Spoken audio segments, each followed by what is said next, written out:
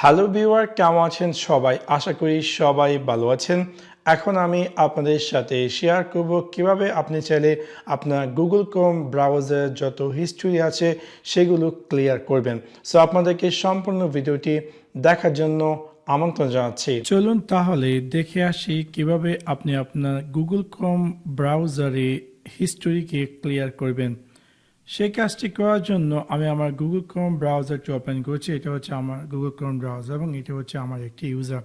আপনারা জানেন যে গুগল ক্রোম ব্রাউজারে অনেকগুলো ইউজার আপনার থাকে। সো আপনি যেই ইউজারটি ব্রাউজার হিস্ট্রি ক্লিন করতে চান সেই ইউজারটি ওপেন করুন। ফর এক্সাম্পল আমার কাছে কিন্তু এখানে টোটাল 3টি ব্রাউজার হিস্ট্রি আছে। সো আমি জাস্ট চাচ্ছি যে এই ব্রাউজার হিস্ট্রিটিকে ক্লিন করার জন্য। সো সেক্ষেত্রে আপনার কী করতে হবে, একদম উপরে ডান দিকে যে 3 ডট তাতে ক্লিক করবেন। ক্লিক করার পর আপনি পেয়ে যাবেন হিস্টোরি এবং এখানে পেয়ে যাবেন হিস্ট্রিতে ক্লিক করার পর আপনি দেখতে পারবেন যে রিসেন্টলি আপনি গুগল ক্রোম ব্রাউজার যে কাজ করেছেন সবগুলো হিস্ট্রি এখানে দেখাচ্ছে। এখন আপনি যদি চান যে এই ব্রাউজার হিস্ট্রিকে ক্লিয়ার করার জন্য সেক্ষেত্রে আপনার ক্লিক করতে হবে ক্লিয়ার ব্রাউজিং ডেটা।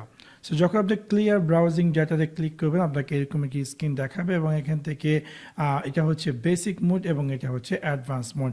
বেসিক মোডে আমরা চাইলে browser history, cookies and other site data এবং cache image and files delete করতে পারি।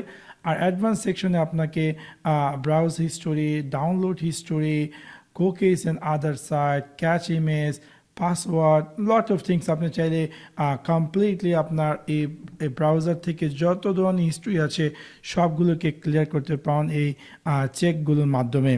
আমি ওইদিকে না গিয়ে আমি যাচ্ছি জাস্ট বেসিক হিস্টোরি এবং এখানে টাইম ব্রাঞ্চ। আপনি এখান থেকে চাইলে কত দিনের ব্রাউজ হিস্ট্রি আপনি চাচ্ছেন ডিলিট করার জন্য, last 24 hour, last 7 days, last 4 week or all time. So আমি দিয়ে দিলাম অল টাইম এবং এখানে এই যে এই 3টি জিনিস যেহেতু বাই ডিফল্ট চেক করা আছে আমি সেগুলোতে রেখে দিলাম।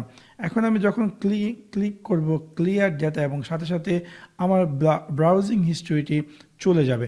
এখন যদি আমি এখানে হিস্ট্রি সেকশনে যাই, এখানে 3 ডট হিস্ট্রি আমি দেখতে পারবো যে আমার হিস্ট্রিটি সম্পূর্ণ এমটি হয়ে গেছে। তার মানে হচ্ছে আমার এই ব্রাউজিং হিস্ট্রিটি সম্পূর্ণ ক্লিন হয়ে গেছে। সো এবার খুব সহজে আপনি চাইলে আপনার গুগল ক্রোম ব্রাউজারে ব্রাউজিং হিস্ট্রিকে ক্লিন করতে পারেন এই সিঙ্গেল ক্লিকের মাধ্যমে। সো আশা করি আপনাদের ভিডিওটি ভালো লেগেছে। যদি ভিডিওটি ভালো লেগে থাকে অবশ্যই লাইক এবং শেয়ার করতে ভুলবেন না। Thanks for watch my video. See you next one. Piece.